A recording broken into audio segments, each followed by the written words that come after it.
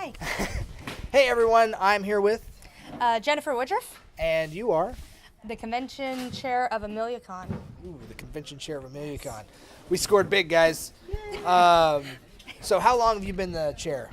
Ever since it was created, so we actually started planning our first convention back in 2012, and the convention happened in 2014. And then that was our first year, and then we moved back a little bit because it was sweltering hot in September in Florida. Bad idea. So we moved back into February, and now it's exceptionally cold. So we're going to have one or the other every year. You're never going to get perfect in Florida. Yeah, so we've been around 2 years, but we've been planning things for much, much longer.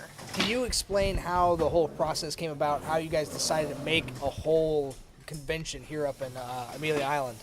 Yeah, sure. Well, first, my husband and I are actually from Amelia Island. We've been here since elementary school. He was actually born and raised. I moved down here when I was like 5, and when we were growing up, we had literally nothing to do here that was dirty.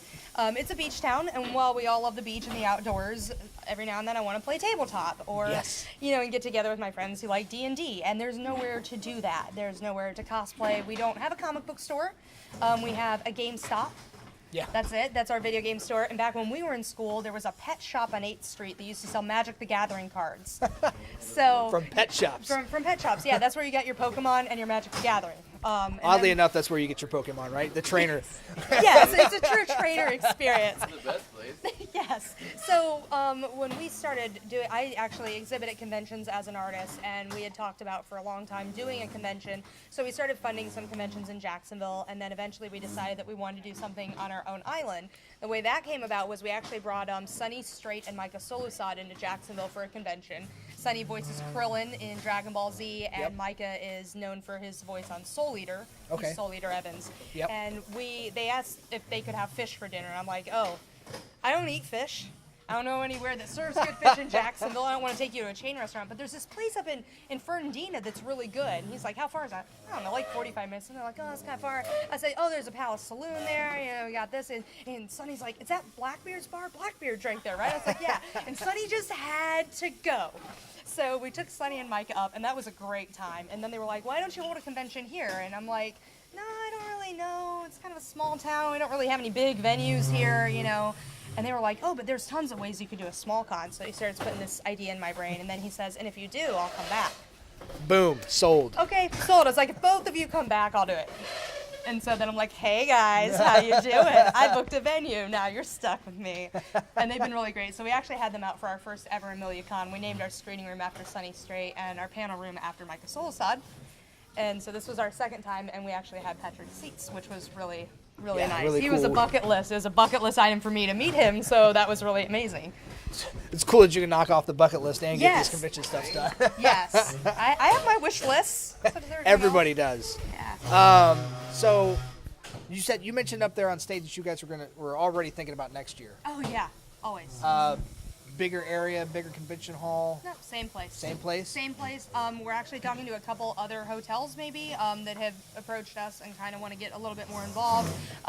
We've been approached by a couple other people who work in the community and with the city, so maybe they might get involved. I don't know. We have to see where it goes, but it seems like people are starting to take an interest in Comic-Con style events here on Amelia Island Yeah. in Nassau County, which is like, wow, that's kind of cool. Yeah. So that's really neat, and it's really flattering that they're just approaching us and being like, hey, you have a really good event here. We want to help make it better. I'm like, okay, yes, let's talk. Let's do the thing. I am all for the I will thing. have lunch with you. Yeah, so what do you want to do? So we would love to go to a bigger venue. Unfortunately, most of them are out of our price range unless people want to pay $75 to $85 for a weekend pass, which is going to give them 1 day of gaming and not even this much space. Yeah. So we try to keep the con low budget as possible. We try to bring guests who are in our budget that we know will at least help us cover the cost of running the con Yep. and maybe a little bit extra so that it's like I'm not spending 80,000 hours a year doing the thing. Yeah. So And then you said last year was 1,200 attendees. that's correct. How far?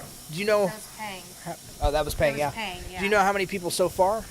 I do not. I know that it was lower, or at least it felt substantially lower to me and my husband. My husband and I run it together. Yep. And he was up in the registration counter, and I don't know if it was just that we fixed the problems at registration, that it was just actually moving this time, and it wasn't just a complete, like, dead area Yeah. of the con. I heard that the exhibit hall was packed. I never even got over there to thank our exhibitors. I was so slammed over here.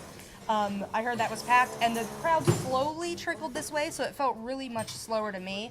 I think having Caitlin Blackwood in our first year, in the year that a Doctor Who movie came out that she was in Yeah. as the young Amelia Pond, boosted our attendance numbers that year. So I'll be interested to actually sit down and see what the attendance numbers were.